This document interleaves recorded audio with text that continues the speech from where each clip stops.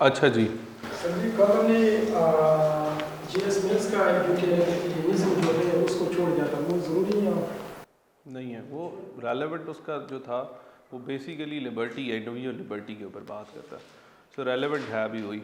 वो जब आगे मैं बेंथम को पढ़ाऊंगा ना तो उसके साथ उसका मैं कंपैरेटिव एनालिसिस करा दूंगा।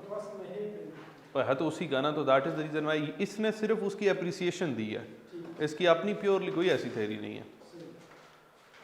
ओके जी। लास्ट क्लास में हमने प्लाटो को डिस्कस किया था, मैकियावेली को डिस्कस किया था, अरिस्टोटल को डिस्कस किया था और मिल को डिस्कस किया था। आज हम आगे चलते हैं और आज हम डिस्कस करने जा रहे हैं सोशल कॉन्ट्रैक्ट थेरिस्ट। आपको फर्स्ट क्लास के अंदर मैंने एक चीज़ डिस्कस की थी और वो थी ओरिजिन ऑफ द स्टेट के ऊपर। को याद है कि स्टेट कैसे ओरिजिनेट हुई है? क्या याद है उसके बारे में?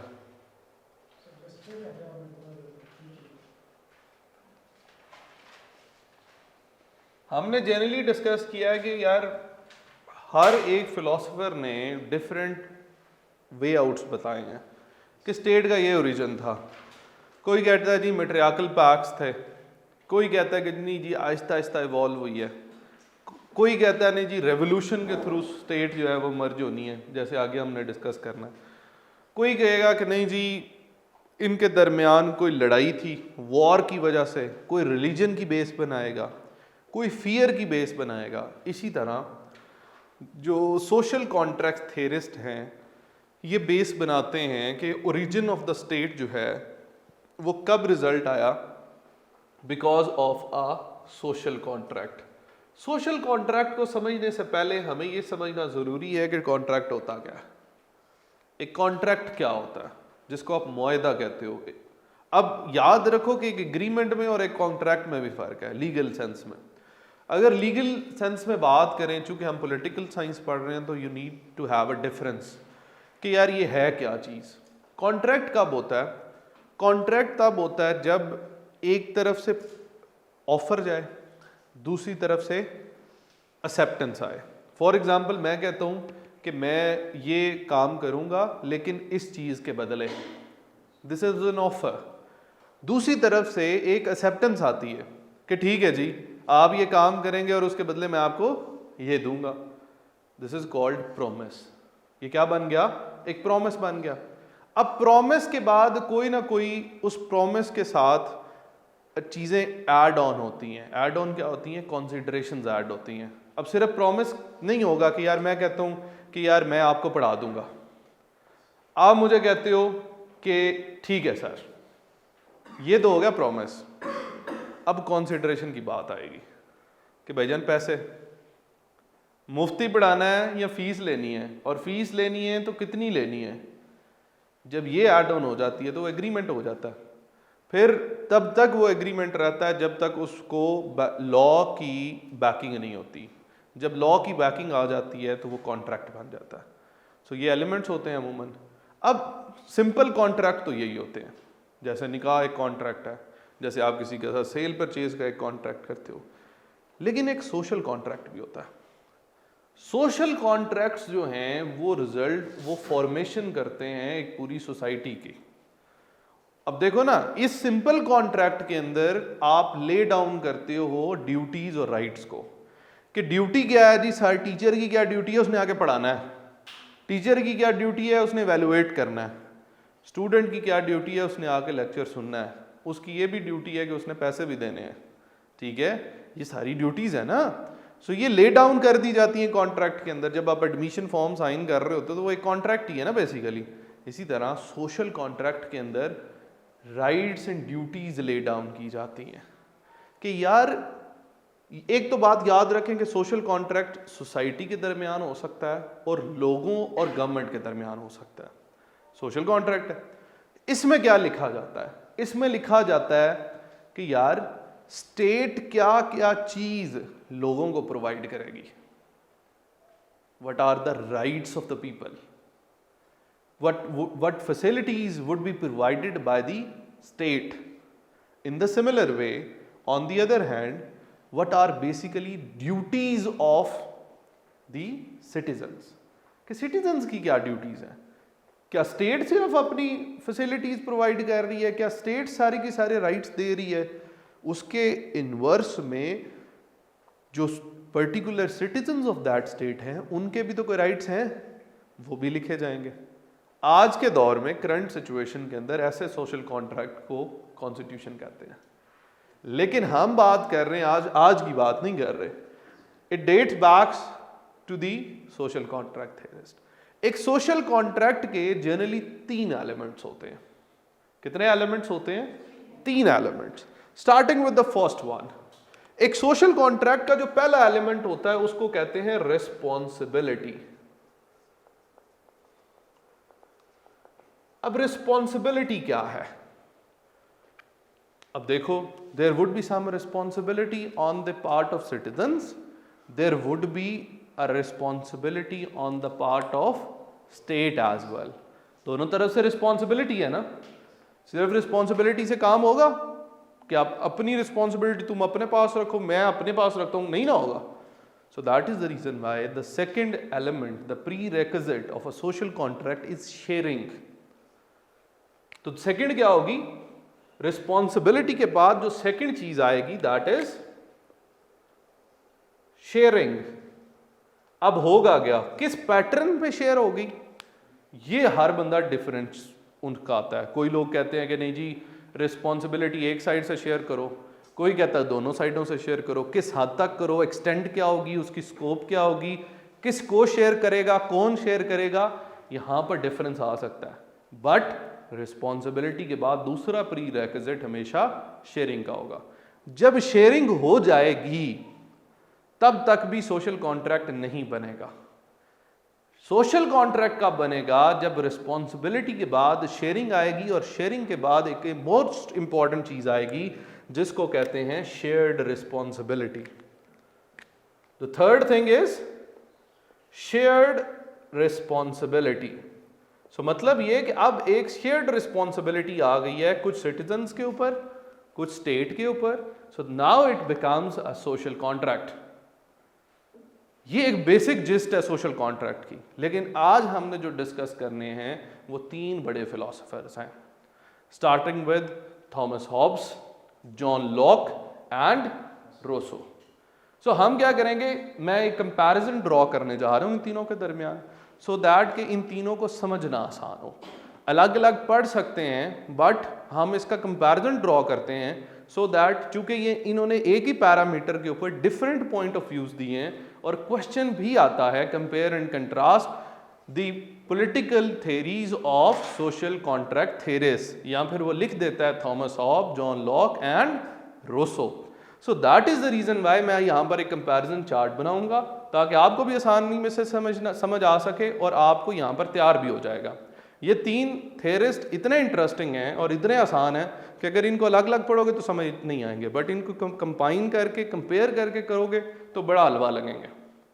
बुक्स कौन सी कहाँ से पढ़ सकते हो? एक तो ये कि इसके बारे में एक चैप्टर पूरा दिया हुआ है मजरुल हक के अंदर भी, जो बुक बताई थी political science theory and practice, उसका एक चैप्टर है ओरिजिन ऑफ द स्टेट जहाँ पर है, वहाँ पर सोशल कॉन्ट्रैक्ट थ्योरी के ऊपर भी एक पूरा चैप्टर है, वहाँ पर भी ये एक्सप्लेन्ड है, आसान अल्फाज में एक्सप्लेन्ड है। थोड़ा सा अगर इसको एक्सप्लेन्ड मोर वे में आपने पढ़ना है, थोड़ा एक्सटेंसिव स्टडी करनी है, तो आप बुक जो आपके पास जुड हरमन की बुक है उसके अंदर 3 अलग अलग चैप्टर्स हैं।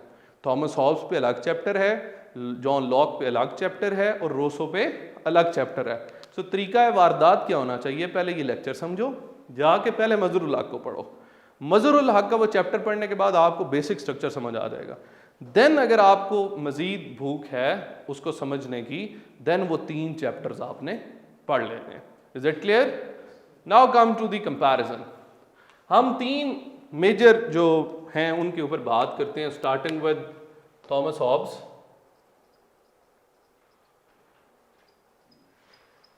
John Locke and Rousseau. ठीक है जी। अब हम कंपैरिजन पॉइंट्स ऑफ डिफरेंस क्या हैं इनके दरमियान, 4 पॉइंट्स ऑफ डिफरेंस पे हम बात करेंगे इनके दरमियान। नंबर 1 जो पॉइंट ऑफ डिफरेंस होगा that is basically, let me draw a line here, that would be the first point of difference would be state of nature. इन्होंने स्टेट ऑफ नेचर को डिफाइन किया कि यार स्टेट ऑफ नेचर क्या था इंसान का, तीनों ने किया हुआ है, वो कंपैरिजन हम करेंगे। देन हम अगली बार डिस्कस करेंगे कि रीजन क्या बनी, रीजन ऑफ सोशल कॉन्ट्रैक्ट। इन्होंने फिर रीजंस एक्सप्लेन किए हैं कि भाई क्या ऐसी रीजन थी जिसकी वजह से सोशल कॉन्ट्रैक्ट की ज़रूरत महसूस आई, क्योंकि ये ओरिजिन ऑफ द स्टेट को एक्सप्लेन कर रहे हैं ना। फिर इसी तरह इन्होंने बताया कि टाइप ऑफ कॉन्ट्रैक्ट कैसा हुआ या होना चाहिए। फिर उस टाइप ऑफ कॉन्ट्रैक्ट की वजह से, टाइप ऑफ कॉन्ट्रैक्ट की वजह से एक स्टेट हमारे वजूद में आई। उस स्टेट के अंदर जो स्कोप ऑफ सॉवरेनिटी है वो डिफाइन किया गया कि किस हद तक सॉवरेनिटी होनी चाहिए या है। और फिर इनकी जो थ्योरी है उसको हम देखेंगे कि यार इनकी बेसिकली थ्योरी बिलीव क्या करती है। सो इन पॉइंट्स के ऊपर हम इन तीनों के दरमियान डिफरेंस क्रिएट करेंगे और फिर हम आगे चलते जाएंगे। मैं एक एक को लेकर चलूंगा ताकि आपको समझ आए, फिर हम तीनों का कंपैरिजन भी कर लेंगे। Starting with Thomas Hobbs. Thomas Hobbes कहते हैं, इनकी बुक है लेविएथन। थॉमस हॉब्स कहते हैं कि इंसान जो है वो बाय नेचर ग्रीडी है, सेल्फिश है, कनिंग है, ये इंसान की नेचर में है। सो हमने स्टेट ऑफ नेचर को जब लिखना है तो हमने कहना है कि भाईजान थॉमस हॉब्स ने क्या कहा था कि क्या है, सेल्फिश है, ग्रीडी है और कनिंग है। वो कहते हैं जी इसकी वजह से जो ये सेल्फिशनेस है, जो ये ग्रीडीनेस है, जो कनिंगनेस है, जो ये सारी चीज़ें हैं, इसकी वजह से there started rising disputes. Greediness है तो डिस्प्यूट तो आएंगे, कॉन्फ्लिक्ट तो आएगा। There conflict because of state of nature, कि इनकी स्टेट ऑफ नेचर ऐसी थी कि जरूरत पड़ी कि एक सोशल कॉन्ट्रैक्ट आया है ताकि ये मसला हल किया जाए। एज अ रिजल्ट उन्होंने कहा कि एक सोशल कॉन्ट्रैक्ट किया गया, लेकिन इस सोशल कॉन्ट्रैक्ट को कहते हैं यूनिलेटरल सोशल कॉन्ट्रैक्ट। वो कहते हैं होता क्या है यूनिलेटरल से, आपको समझ आ जाना चाहिए। यूनिलेटरल वो होता है एक साइड वाला, बायलेटरल होता है दोनों वाला, मल्टीलेटरल जिसमें ज़्यादा लोग हों। तो ये कहता है यूनिलेटरल होता है। यूनिलेटरल क्या होता है, वो कहता है कि भाई तमाम के तमाम लोग अपनी सारी की सारी लिबर्टी, फ्रीडम और जो राइट्स हैं और जो अथॉरिटी टू गवर्न है वो एक एब्सोल्यूट सॉवरन के सामने रखते हैं कि भाईजान ये लो तुम एब्सोल्यूट सॉवरन हो, you are the absolute sovereign जिसके ऊपर कोई किसी किस्म की कोई क्वेश्चनेबल नहीं हो, तुम कुछ भी नहीं हो, ये हमारे तमाम के तमाम राइट्स जो हैं ये तुम्हारे हाथ में है, तमाम की तमाम फ्रीडम तुम्हारे हाथ में है, लिबर्टी तमाम की तमाम तुम्हारे हाथ में। सो एज अ रिजल्ट क्या को किस टाइप ऑफ सॉवरेनिटी वो दे रहे हैं, एब्सोल्यूट सॉवरेनिटी। इसीलिए कंप्लीट और अनडिस्प्यूटेबल सॉवरेनिटी दे रहे हैं, और इसी वजह से इसकी थ्योरी को हम जानते हैं as the theory of absolute sovereignty. Theory of absolute sovereignty. इसने क्या कहा था, इसने कहा था कि भाईजान ये जो होगा ना, मतलब सॉवरन होगा, इसको कोई क्वेश्चन नहीं करेगा, इसके पास तमाम के तमाम इख्तियारात होंगे, वो जैसे मर्जी वो सिटीजन्स को कहे कि सांस लो तो वो सांस लेंगे, वो कहेगा नहीं लेना तो नहीं लेंगे, और इसके पास ये अथॉरिटी जो है ये डिवाइन है, नेचुरल लॉ की तरफ से आई है। So that is the reason why उसको रेजिस्ट नहीं किया जा सकता, उसको रोका नहीं जा सकता, उसके that is the reason why. एक और बड़ी इसमें पॉइंट ऑफ कंट्राडिक्शन है जो कि लिखना बड़ा जरूरी है। थॉमस हॉब्स कहते हैं कि लोगों के पास राइट टू रेजिस्ट है। क्या है?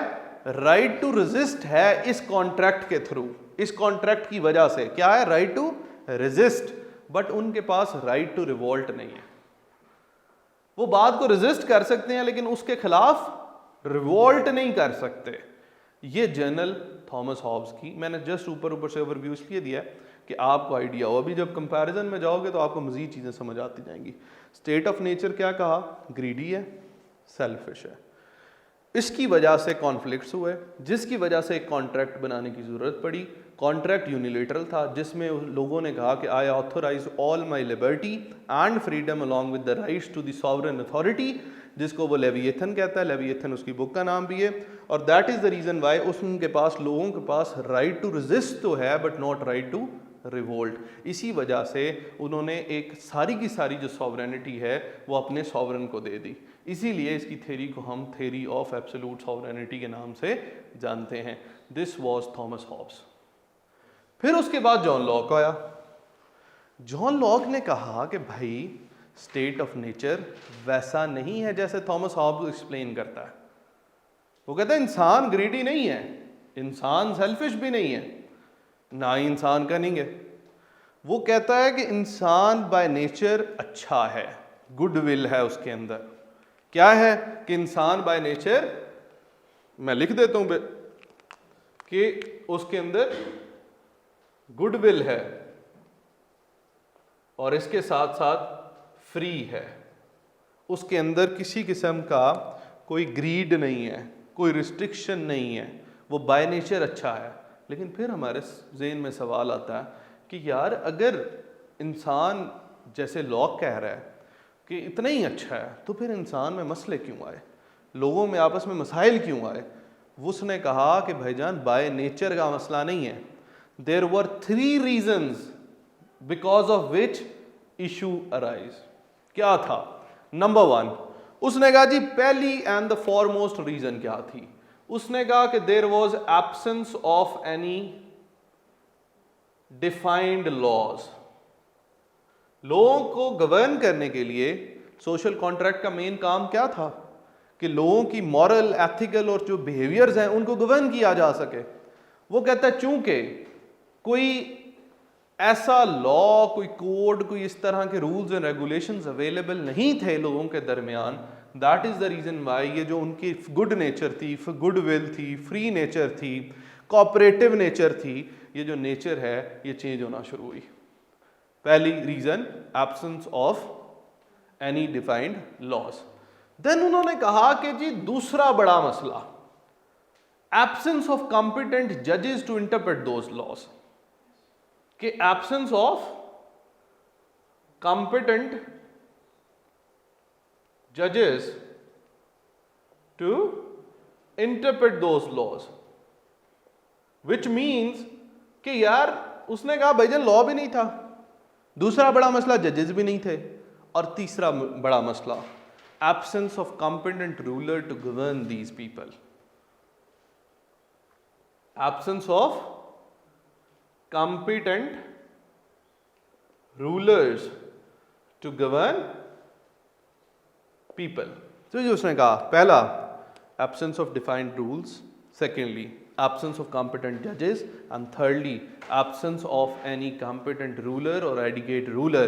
These were the 3 main reasons because कि गुड विल और उसके होने के बावजूद, कोऑपरेटिव नेचर होने के बावजूद, इंसान जो है, जो सिटीजन्स हैं, उनके दरमियान मसाइल शुरू हुए, कॉन्फ्लिक्ट शुरू हुए।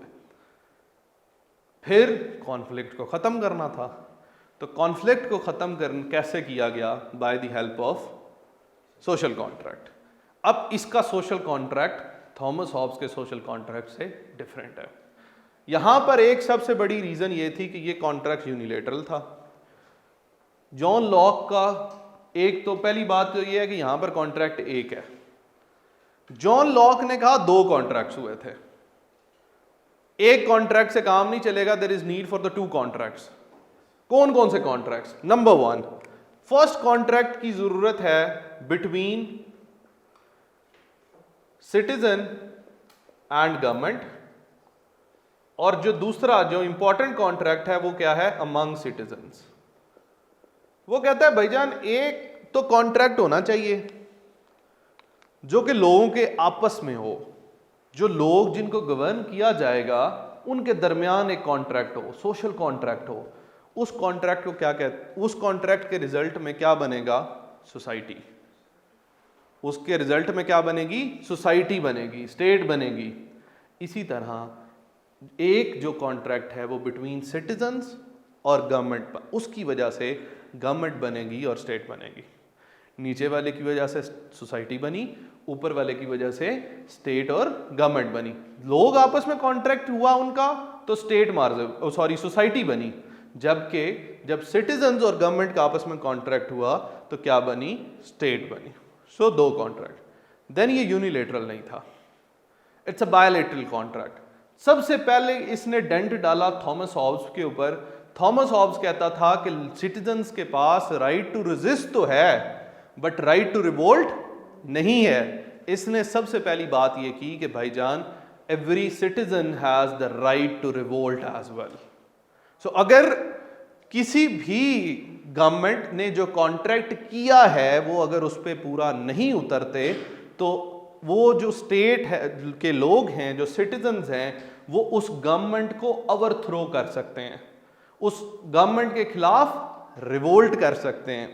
सेकेंडली, उसने कहा कि ये एब्सोल्यूट सॉवरेनिटी वाला कोई सीन नहीं है।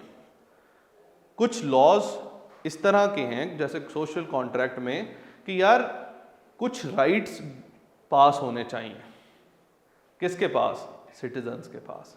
कौन से राइट्स होने चाहिए? Like life, liberty, property, private property, इस तरह के कुछ राइट्स होने चाहिए। सो वो जो बेसिक फंडामेंटल राइट्स हैं उन पे इसने बात करनी शुरू की, फ्रीडम ऑफ एक्सप्रेशन पे बात करनी शुरू की, जनरल ह्यूमन राइट्स पे बात करनी शुरू की। जो आपके पास अभी बिल ऑफ राइट्स या जो भी ह्यूमन राइट्स है उनकी कहीं ना कहीं बेसिस मिल के बाद इधर से भी निकलती है। और इसको फादर ऑफ मॉडर्न लिबरलिज्म भी कहते हैं, क्योंकि it was the first dent to the realist mindset. कैसे? स्टेट ऑफ नेचर जो मैकियावेली सोचता था वही state of nature Thomas Hobbes सोचता है, लेकिन for the very first time किसी ने स्टेट ऑफ नेचर को उस तरह डिफाइन नहीं किया, बल्कि रेदर इंसान को एक कोऑपरेटिव क्रिएचर के तौर पर लेकर आए, एक गुड विल के तौर पर लेकर आए, एक ऐसा इंसान जो कि कोऑपरेशन चाहता है लेकिन उसके कुछ रीजंस हैं जिसकी वजह से वो सोसाइटी में उस तरह मॉरली एंड सोशली बिहेव नहीं कर पा रहा, और वो रीजंस ये 3 एक्सप्लेन किए। और उसने कहा इसको कैटर करने के लिए वी नीड 2 कॉन्ट्रैक्ट्स। और कॉन्ट्रैक्ट्स कैसे होंगे? एक between the state and the citizens और दूसरा अमंग द सिटीजन्स। ठीक हो गया?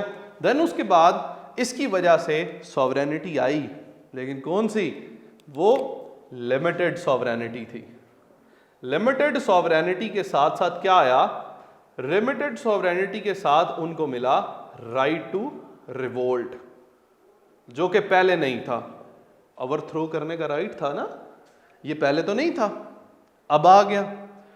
इसी वजह से इसकी थ्योरी को कहते हैं theory of limited sovereignty, theory of limited sovereignty. उसके बाद जी अगला रोसो आया। रोसो ने कहा ठीक है जी, तुम दोनों ने बड़े अच्छा काम किया है, आई टोटली एग्री कि ठीक है जी आपने एफर्ट पुट किया, लेकिन मैं आपसे थोड़ा सा इख्तलाफ करता हूँ। इख्तलाफ क्या करता हूँ? उसने कहा ठीक है जी, मेरा भी तकरीबन वही है, लेकिन मैं समझता हूँ कि इंसान जब पैदा हुआ है ना तो वो फ्री था। इंसान जब पैदा हुआ है वो क्या था? वो फ्री था। वो उसके अंदर गुडविल थी, वो कोऑपरेटिव था, उसमें वो वाला कोई काम नहीं था। आपने एक कोटेशन सुनी होगी, ऐसे भी आता है, man is born free but everywhere is in chains, that is of Rousseau. So वो कहता है कि मैन इज बॉर्न फ्री, इंसान जो है वो फ्री पैदा हुआ और उसकी स्टेट ऑफ नेचर भी ऐसी है। लेकिन अब जैसे इसने 3 रीजंस दिए हैं ना, उसने कहा लड़ाई क्यों हुई? फिर अगला सवाल तो ये होता है कि अगर इतने ही अच्छे हैं तो इनके दरमियान मसाइल क्यों आए? इसने कहा ये मसले नहीं है, लॉ भी कहीं ना कहीं डिफाइंड था, नेचुरल लॉज एग्जिस्ट करते थे जिनकी बुनियाद पर लोग रहते थे। लोग आपस में एटलीस्ट उनके दरमियान ऐसे सोशल बिहेवियर्स के कुछ बुनियादी कन्वेंशंस तो मौजूद थी ना। ठीक है, कोई डिफाइंड पार्लियामेंट से पास लॉ नहीं था, बट लोगों के दरमियान कुछ ना कुछ असूल ज़वाबित तो होंगे। वो तो 4 लोग भी इकट्ठे रहे तो उन्होंने कोई असूल बनाए होते हैं। फॉर एग्जाम्पल आप लोग हॉस्टल में रह रहे हो, फ्लैट में रह रहे हो, आपके भी कोई असूल होते हैं कि इतने % हम शेयर करेंगे, ये काम ये करेगा, ये काम ये कोई लॉ तो उस वक्त के रहने वाले लोगों ने भी तो कोई लॉज बनाए होंगे। फॉर एग्जाम्पल मैट्रियार्कल सोसाइटीज़ में क्या लॉज थे कि जी हंट कौन करेगा, रिप्रोड्यूस कौन करेगा, किंग कौन, मतलब चीफ कौन होगा पैक का। सो नेचुरल लॉ में चीज़ें एग्जिस्ट करती हैं। फिर उनके दरमियान जो ताकतवर होगा वो रूलर और जज भी था। उसने कहा ये तीनों मसले नहीं थे, मसले असल में 2 थे जिनकी वजह से मसाइल पैदा हुए, जिसकी वजह से लोग लड़े, जिसकी वजह से लोग ग्रीडी हुए। There were 2। The first one is population growth. उसने कहा पहले तो लोग कम थे ना, तो मसाइल नहीं थे। जैसे जैसे पॉपुलेशन को ग्रो करना शुरू किया, लोगों के दरमियान स्कारसिटी ऑफ रिसोर्सेज आते गए तो मसाइल बढ़ते गए। आप देख लो पॉपुलेशन ग्रोथ की वजह से लड़ाइयाँ होती हैं कि नहीं होती। सेकेंड मसला उसने कहा कॉन्सेप्ट ऑफ प्राइवेट प्रॉपर्टी। अब ज़रा वो दोबारा सोचो, वो जो मैं कल परसों डिस्कशन कर रहा था कि स्टेट कैसे इमर्ज हुई है, ओरिजिन ऑफ द स्टेट पे। तो वो जैसे जैसे आपकी प्राइवेट प्रॉपर्टी बढ़ती गई, उन्हें पता चला कि इससे तो एग्रीकल्चर मिलता है, इससे तो फ़ायदे होते हैं। तो उसने कहा कि भाईजान पॉपुलेशन ग्रोथ, प्राइवेट प्रॉपर्टी, ये 2 ऐसी चीज़ें हैं कि एक तो ग्रोथ होती जा रही थी, दूसरी तरफ हर बंदा चाहता है मेरे पास अपनी प्राइवेट प्रॉपर्टी हो, एग्रीकल्चर की वजह से, कल्टीवेशन की वजह से, किसी भी वजह से। So Rousseau believed in the fact कि भाईजान ये जो फ्री नेचर थी, ये तो गुडविल थी, ये जो कोऑपरेटिव नेचर थी, it changed because of 2 things, the rise in the population and secondly concept of private property. अब अगेन अगली बात यही आती है, तो फिर इसने क्या हल बताया? हल तो इसने भी सोशल कॉन्ट्रैक्ट ही बताया, लेकिन इसका सोशल कॉन्ट्रैक्ट यूनिलेटरल नहीं था, इसका सोशल कॉन्ट्रैक्ट बायलेटरल नहीं था, इसका सोशल कॉन्ट्रैक्ट मल्टीलेटरल था और सिर्फ अमंग द सिटीजन्स था। और उसको क्या कहा उन्होंने? कहा कि we all citizens of any state will combine under a single body, and will share all our authority to govern us and our rights and duties to a power, to a particular thing, to a particular collective force, जिसको उन्होंने कहा general will. General will क्या होती है? General will is basically the will of all the people combined. मतलब मैं आपको कहता हूँ इनकी विल क्या है, दैट इज पर्सनल विल। जैसे ही ये लोग इनके साथ मिलते जाएंगे एक ग्रुप की विल बनेगी, बट आहिस्ता आहिस्ता आहिस्ता आहिस्ता जब पूरे स्टेट के लोग इकट्ठे हो जाएंगे तो उसको कहते हैं जनरल विल, जिसको आप आज पॉपुलर वोट कहते हो। ठीक है, सो दैट इज। उन्होंने कहा भाईजान हम एक कॉन्ट्रैक्ट करते हैं, हम एक कॉन्ट्रैक्ट करेंगे। रोसो कहता है कि एक स्टेट के अंदर वो कॉन्ट्रैक्ट हुआ होना चाहिए या हुआ होना चाहिए, ज़्यादा बेटर फ्रेज फॉर दिस, कि भाई तमाम के तमाम लोगों ने क्या किया, उन्होंने अपने आप को एक बॉडी कंसिडर किया और अपनी तमाम की तमाम sovereignty to govern themselves has been given to a will, जिसको हम कहते हैं जनरल विल। ठीक है, सो इसका क्या मतलब हुआ कि इन्होंने एक ही मल्टीलेटरल कॉन्टैक्ट किया, मल्टीलेटरल कॉन्ट्रैक्ट किया और उसके थ्रू इन्होंने क्या किया, तमाम की तमाम सॉवरेनिटी किधर कर दी, टू दी विल। और जनरल विल को मैंने आपको एक्सप्लेन कर दिया कि जनरल विल होती क्या है, उसी में मैं डिस्कस, ये इस पे क्रिटिसिज्म है कि जनरल विल के अंदर माइनॉरिटी तो नहीं आती। फॉर एग्जाम्पल लेट से कि 100 बंदा है, उसमें से 90 लोग कहते हैं कि ऐसा होना चाहिए, दैट इज कॉल्ड जनरल। अब देखो जनरल विल तो फिर उसकी साइड पे चली गई, बाकी 10 लोग, पॉपुलर वोट में भी तो यही होता है, इस पे मैं भी आता हूँ। सो अब इसकी थ्योरी को इसीलिए कहते हैं थ्योरी ऑफ पॉपुलर सॉवरेनिटी। आपके भी मॉडर्न कॉन्स्टिट्यूशन में ये सॉवरेनिटी बहुत एग्जिस्ट करती है। फॉर एग्जाम्पल यूएसए का कॉन्स्टिट्यूशन निकालो, उसकी पहली लाइन है we the people of United States of America do hereby, और आगे इसी तरह नंबर ऑफ कॉन्स्टिट्यूशन है जहां पर लिखा हुआ है कि we the citizens of this this this अपनी ये अथॉरिटी टू गवर्न और सेल्फ इनको देते हैं, एक्सेप्ट कुछ जैसे अब हमारा तो डिफरेंट है, हमारी तो sovereignty belongs to Allah almighty है, देन उसके बाद वो आगे विसरेजेंट्स को आगे डेलीगेटेड है। हर एक कॉन्स्टिट्यूशन में डिफरेंस है, बट कुछ ऐसे जहाँ पर पॉपुलर सॉवरेनिटी है वहाँ पर ये कॉन्सेप्ट एग्जिस्ट करता है। अब मैं चीज़ों को थोड़ा सा आपके लिए और आसान करता हूँ, इन पर थोड़ा थोड़ा क्रिटिसिज्म करते हैं कि इन तीनों में मसाइल क्या है। कंपैरिजन समझ आ गया? देखो मैं रिवाइज करता हूँ 1 मिनट में। थॉमस हॉब्स सेड कि यार सेल्फिश हैं, इसने कहा नहीं जी अच्छे लोग हैं, कोऑपरेटिव हैं, जबकि रोसो ने कहा कि ये फ्री थे और इनके दरमियान कोऑपरेटिव नेचर है। उसने कहा कि कॉन्फ्लिक्ट की रीजन इनका स्टेट ऑफ नेचर है, इसने कहा कि नहीं, state of nature is not the reason, absence of rules, जजेस and competent rulers are basically the reasons, जबकि उसने कहा कि नहीं, 2 reasons are there. First one, rise of population. Second one are basically the concept of private property.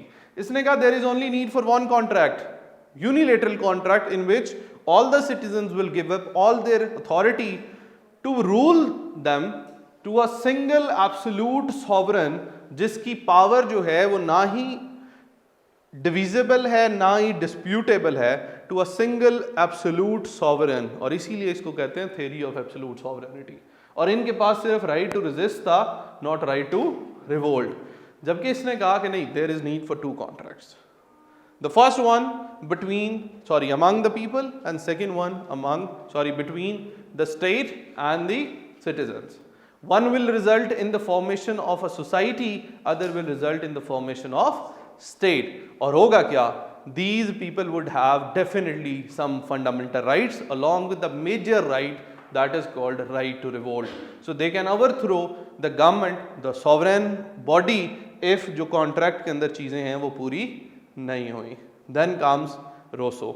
Rousseau stated there is need for one multilateral contract in which all the people will combine themselves in under a single body and give the power to basically govern them to a general mass, a general voice called general will.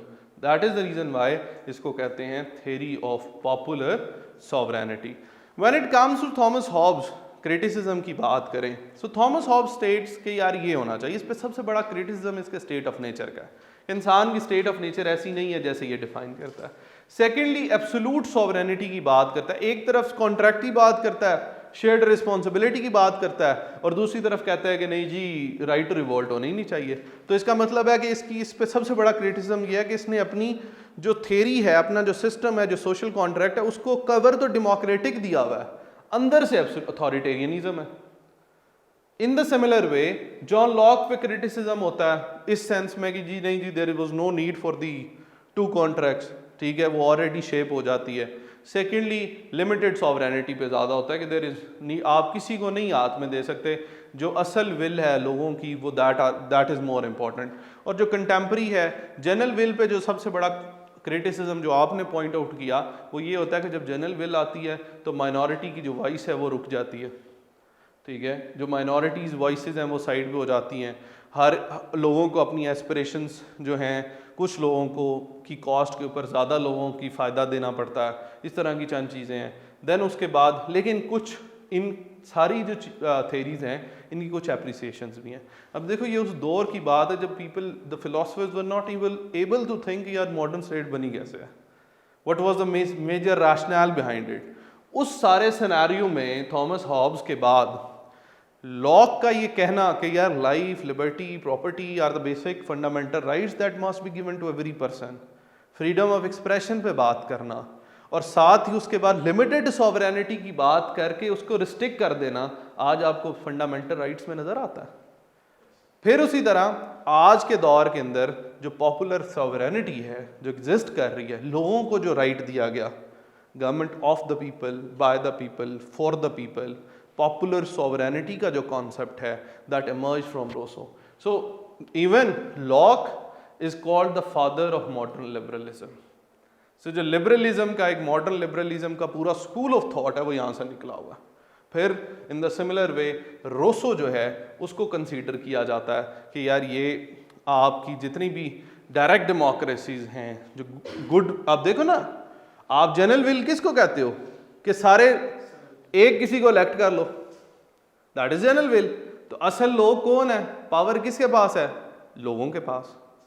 So these are some of the appreciation. So जब भी अगर question आए तो आपने इन 4-5 factors के ऊपर इनको compare कर लेना है, तो आपका सोशल कॉन्ट्रैक्ट थ्योरी जो है या ये जो थेरिस्ट हैं, अगर अलग अलग सवाल आ जाए, इस पे अलग आ जाए, इस पे अलग आ जाए, इस पे अलग आ जाए, तो भी आपका हो सकता है। अगर इनका कंपैरिजन आ जाए तो भी आपका क्वेश्चन हो सकता है। सो 4 ही ओरिएंटेशन में सवाल आ सकता है सोशल कॉन्ट्रैक्ट थेरिस्ट से, तीनों का कंपैरिजन या 2 का कंपैरिजन या तीनों का अलग अलग। That is it. So this was all about social contract theory. Is it clear? इसमें कोई मसला